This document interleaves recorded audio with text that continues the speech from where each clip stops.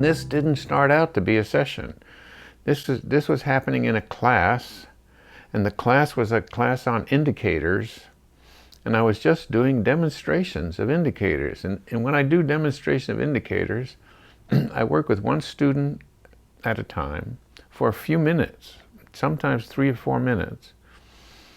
I point out the indicators that I'm noticing, and I suggest sometimes I suggest what they might mean and what experiments could be done with those indicators.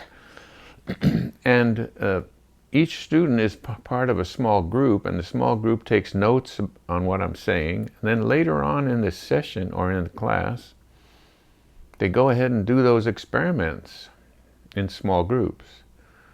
So I'm just demonstrating indicators. People have lots of indicators, and they're usually obvious to me.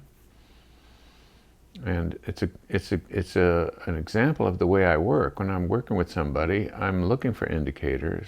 Maybe I should talk a little bit about what they are. Indicators are habits, almost always unconscious, that suggest that there's a history behind those habits, and that history might be significant.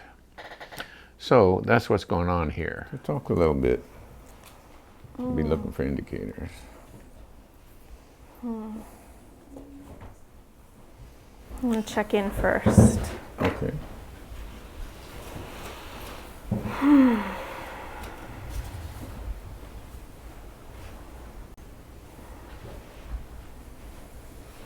I feel a lot of energy in my leg.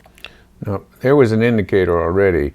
When she said energy, there was a question mark on it. So that's an indicator that I didn't even mention. It's so common, and but when you put a question mark on the middle of a statement or an end of a statement, it indicates that the person is not sure you're getting it.